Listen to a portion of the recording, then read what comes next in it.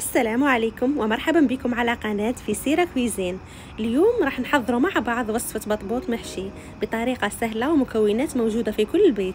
تابعوا معي الخطوات باش نتحصلوا على بطبوط بنين وناجح من أول مرة. بالنسبة لمقادير العجين نحتاج كاسين فرينة كيلت بكاس 260 غرام، عندنا كاس دقيق أرطب، عندنا ملعقة كبيرة سكر، ملعقة كبيرة خميرة فورية، ملعقة صغيرة ملح، 2 ملاعق كبار زيت، وكاس خلط نصف ماء ونصف حليب يكون دافئ.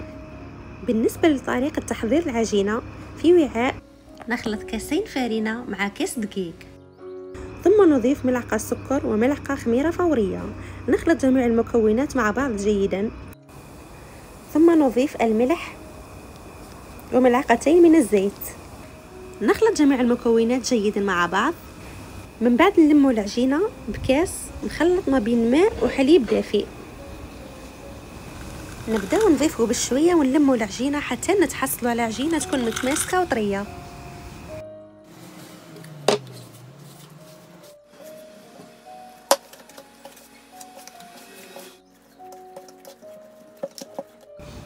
الآن نعجنوها مدة من 5 إلى 6 دقائق حتى نتحصلوا على عجينة رطبة وملساء. والآن نخلي العجينة نتاعنا ترتاح من 45 دقيقة إلى مدة ساعة. ومن جهة أخرى نروح نحضروا مع بعض الحشو. نحتاج إلى سلطة خضراء، مايس، زيتون أسود، كورنيشون، طماطم، جبن، فرماج رابي، زيتون أخضر، بيض مغلي، وطونة.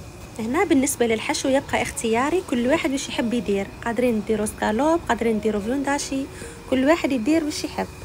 بالنسبة للصلصة خلطت فرماج مع مايونيز. نخلط جميع المكونات مع بعض. هذه السلطة وحدها نقدر نعتمدوها كوجبة بنينة ومشبعة. والآن في هذه المرحلة نرجع للعجينة بعد ما تكون خمرت مدة ساعة، نفرغ منها الهواء غير بشوية.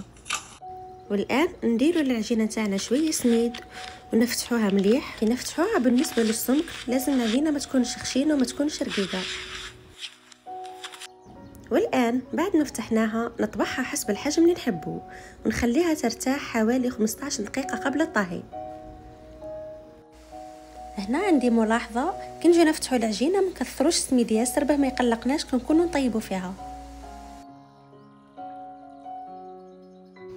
هذا هو شكلها بعد ما خليناها اختمرت مدة 15 دقيقة. بالنسبة للنار لازم تكون متوسطة، ما تكونش عالية باش البطبوط يطيب على راحته وما يتحرقش. وثاني من أسرار نجاح البطبوط لازم نبقاو نقلبوا فيه، نحسبوا كل 5 ثواني ونقلبوه حتى يطيب على راحته كما موضح في الفيديو. وثاني كاين حاجة أخرى، حتى إذا البطبوط نتاعك ما تنفخلكش في الطياب، هنا حاجة عادية ما تخافيش، راح يجي بنين ويكون خفيف ومش راح يكون ثقيل. المهم في الطعم والحشو راح يعوض كل شيء. أنا هذا الكمية اللي درتها خرجت لي حوالي 15 حبة على حسب الطابع اللي درتو به. وبالنسبة للحواشي لازم نبقاو نديرو فيهم بهذه الطريقة باه ما يبقاوش نيين. ودرك بعد ما طاب البطبوط نفتحوا مع بعض حبة ونعمروها كيف كيف.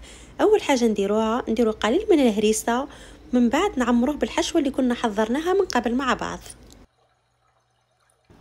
وفي الأخير ها هي النتيجة أمامكم، بطبوط بحجم مثالي طري من الداخل بحشوة بنينة وغنية بالنكهات وذوق ولا أروع.